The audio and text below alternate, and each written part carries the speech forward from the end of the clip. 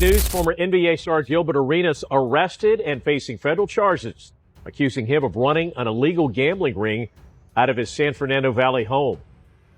Good afternoon. This is the KTLA 5 News at 1. I'm Glenn Walker. And I'm Lou Parker. Arenas is expected to make his first appearance in a federal courtroom this afternoon. KTLA 5's Jennifer McGraw live now outside that courtroom in downtown L.A. with more on this breaking story. Jennifer.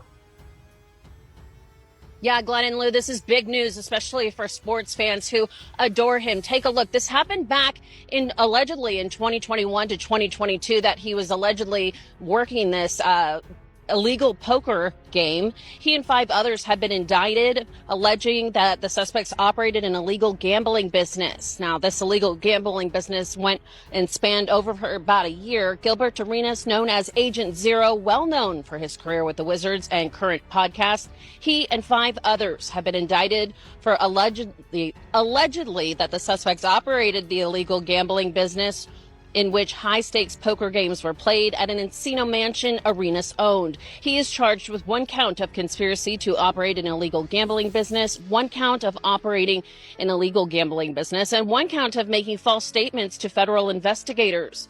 During this time, investigators say Arenas rented out an Encino mansion he owned for the purposes of hosting that high-stakes poker. At Arenas' direction, Arthur Katz, 51, of West Hollywood, staged the mansion to host the games and collected rent from the co-conspirators on Arenas' behalf. Here's a look at all the defendants listed on the indictment. It is alleged that the defendants' Pot Limbo Omaha poker games, among other illegal games, were played at the Encino mansion, collected a rake fee for the house charged from each pot, either as a percentage or as a fixed amount per hand, and invited players to compete, now, which is illegal. Now, if these defendants that have been listed in this indictment are charged, this means that they could spend up to 5 years in prison. We all remember Gilbert Arenas' legal situation last year, and ever since then, things have been rocky between him and Underdog. Eventually, that relationship ended with him getting let go entirely.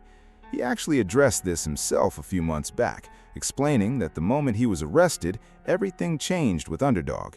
According to him, the company ended up increasing its ownership stake in the show, but notably, it didn't take control of the name itself.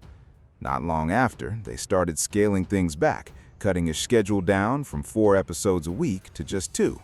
Around that same time, they brought in The Gridiron, a show featuring Skip Bayless, Aqib Talib, and a few others.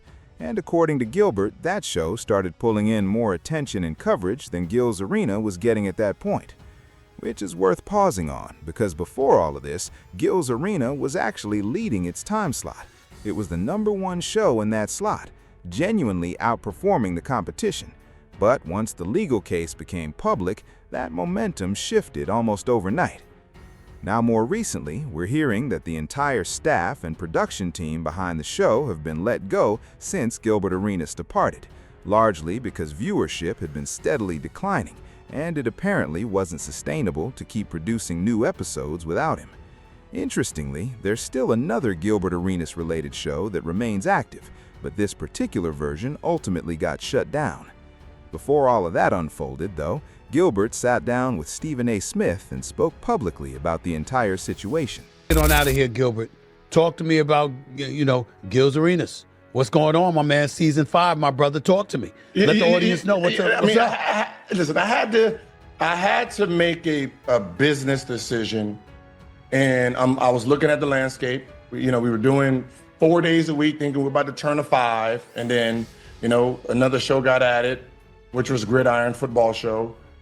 With Skip, Aqib and them, and we got bumped to 2 days.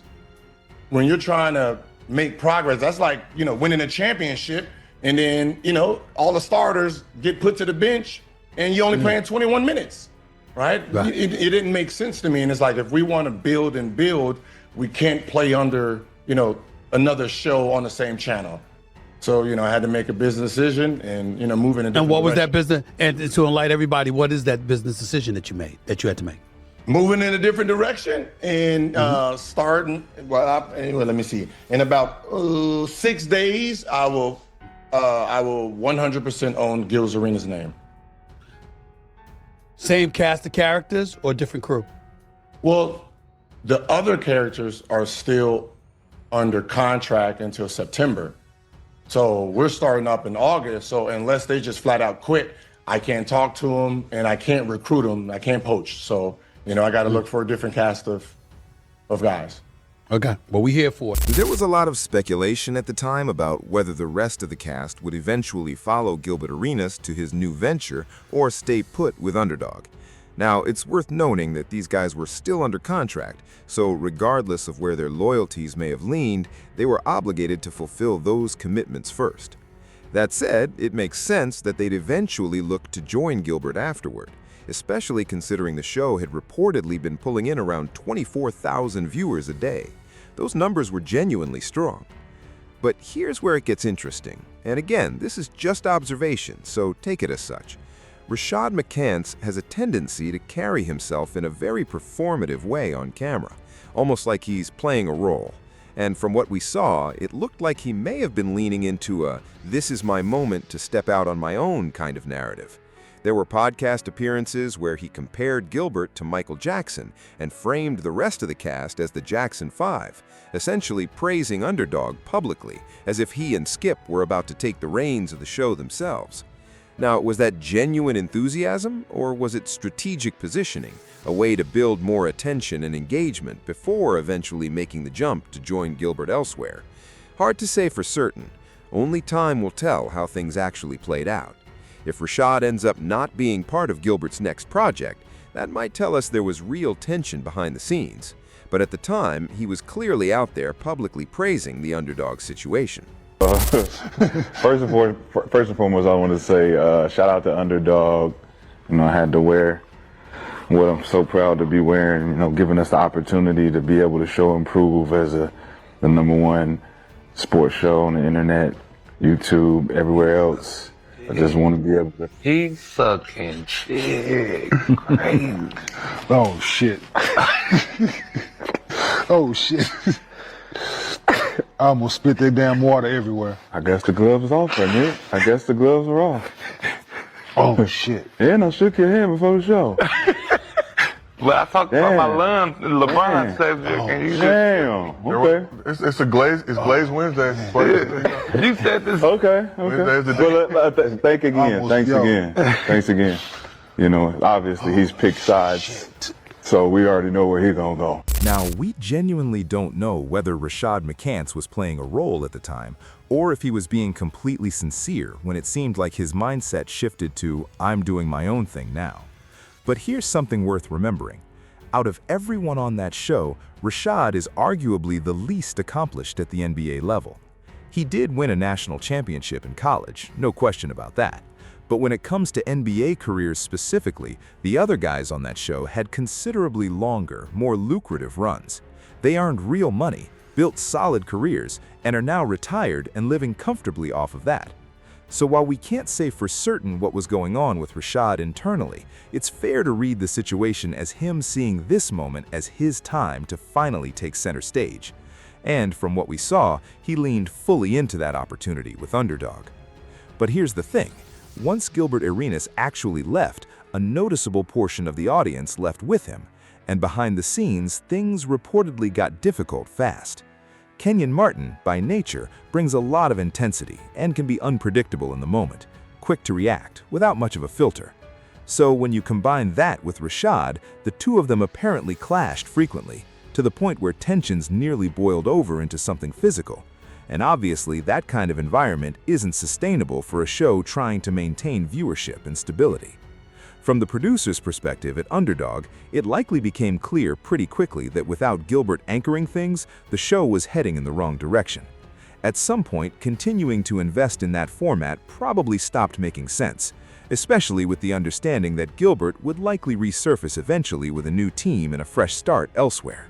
But without him in the room, the show reportedly began unraveling from the inside. All the time that you don't mean just to clickbait a motherfucker, just to rage bait to get clickbait. You say all the motherfucking time you don't mean. No, I don't. Yes, you did. You said that very seat and said you do. You said that very seat and said you do. I defend myself. No, you said you said. myself. I thought you'd be used to it by now. I come in here just click rage bait and clickbait. Yeah, you said. So that was just for you. That was just for you. That's not for everybody. You say something that you don't believe. Is one of the things I lean into, but the one thing I want to address is that, man, it's a character. Like, people think that this is who I am, and it's not.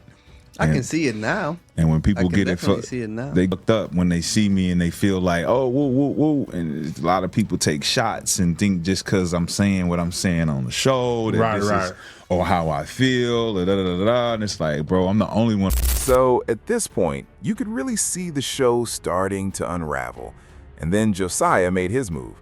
Right there, live on air, he announced he was stepping away and heading out to join Gilbert. No long build-up, just a straightforward exit in the moment. That left Skip visibly rattled, clearly unsettled by watching people leave one after another, seemingly unsure of what direction the show could take from there. Place for us to wrap up today, but before we do, I just want to send a shout out to Gilbert Arenas Underdog. When we started this show, February 2023, we had some super lofty expectations of where we wanted to go. We're able to accomplish those things, becoming the #1 daily sports show in the world, Swaggy, or at least in America. But I want to thank all y'all on this couch, all the men and women that have graced this couch, all our tremendous staff, and all the amazing fans for everything that you guys have done in helping this become the show that it is, man. Yes, sir. Appreciate all y'all, especially. Yes, sir, brother. My God. Yes, sir. My God. Appreciate you, gentlemen. My God. Skip, I'll send you a dap from over that way. Appreciate you as well. Thanks. Shout out to our tremendously talented crew. Shout out to everybody in the chat. This has been another episode of Gil's Arena presented by Underdog. And if I don't see you again on this couch, a good afternoon, good evening, and good night. Gilbert mentioned recently that within about 6 days, he'll fully own 100% of the Gil's Arena name outright. And honestly, I'm inclined to believe that's the direction things are heading, especially considering the success that original lineup had together. It makes sense that he'd want to bring that same core group back. This time around, it sounds like Gilbert's negotiating from a much stronger position. Early on, when he first got into this venture, Underdog provided the studio and resources, but he ended up splitting ownership right down the middle. Clearly, he's learned from that experience, and it's reasonable to expect he'll secure better contract terms going forward, along with staying out of any further legal trouble that could jeopardize things financially. Now, some of you might remember when he mentioned asking for $30 million, and then, seemingly right after that, his legal situation became public. That timing raised a lot of eyebrows at the time. A lot was being said publicly during that stretch, but here's how I see the bigger picture. Underdog ultimately let the staff go because they recognized the show, in its current form, simply wasn't going to be profitable moving forward. From a business standpoint, it likely made more sense to part ways with everyone rather than continue funding something that no longer matched what they originally signed up for. And once that news broke that the staff had been let go, Swaggy P, who's known for finding humor in just about any situation, was already online reacting to it. Bud, big dog, Gilbert, you hiring still? Hey man, all that shit I said about you getting fired, man, it's water under the bridge. It never happened. That wasn't me. That wasn't me. I'm with you, baby. Hey, you still hiring, right? Cause ain't no jobs opportunity over here. They said, man, everybody gone. They fired the dog. You know the little dog Brandon used to bring? They told Brandon and that little dog to get up. McCants got fired with the whole Underdog outfit on. I said, damn, they firing niggas as mascots? The niggas that be sucking, they fire niggas that be sucking. Nah, niggas can't live like this, man. Hey. So, I want to hear from you all. What's your take on this? Do you think Gilbert is bringing that same team back with him? Or do you think this whole thing was just them playing the algorithm the entire time, essentially waiting it out until either they got let go or their contracts ran their course so they could regroup and launch something new together? Let me know your thoughts down in the comments. And hey, if you made it this far into the video,